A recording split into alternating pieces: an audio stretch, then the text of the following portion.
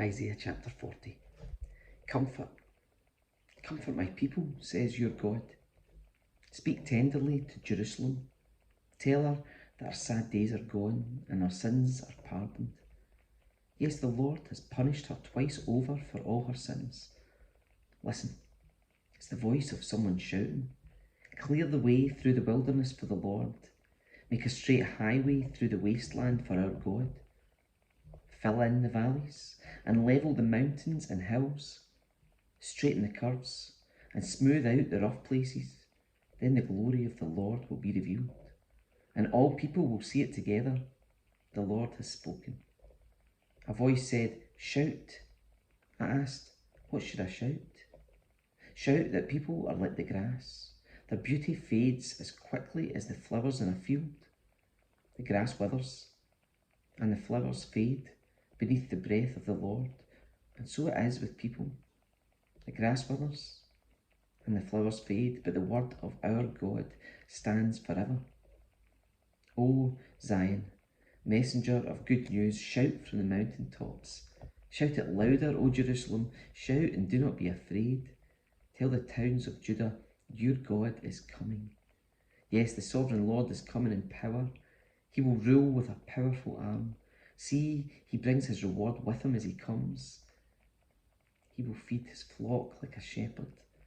He will carry the lambs in his arms, holding them close to his heart. He will gently lead the mother sheep with their young. Who else has held the oceans in his hand? Who has measured off the heavens with his fingers? Who else knows the weight of the earth, or has weighed the mountains and hills on a scale? Who is able to advise the Spirit of the Lord?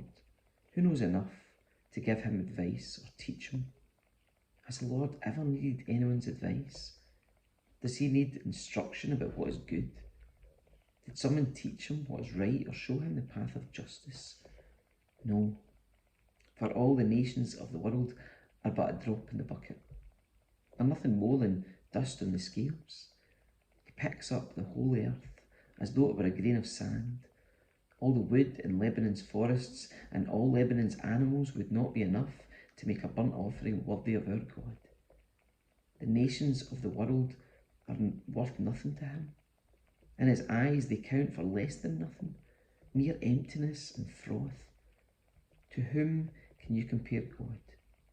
What image can you find to resemble him? Can he be compared to an idol, formed in a mould, overlaid with gold and decorated with silver chains? Or if people are too poor for that, they might at least choose wood that won't decay and a skilled craftsman to carve an image that won't fall down. Haven't you heard? Don't you understand? Are you deaf to the words of God, the words he gave before the world began? Are you so ignorant? God sits above the circle of the earth. The people below seem like grasshoppers to him. He spreads out the heavens like a curtain and makes his tent from them. He judges the great people of the world and brings them all to nothing. They hardly get started, barely taking root when he blows on them and they wither. The wind carries them off like chaff. To whom will you compare me? Who is my equal? Asks the Holy One. Look up into the heavens. Who created all the stars?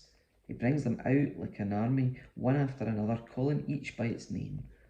Because of his great power and incomparable strength, not a single one is missing.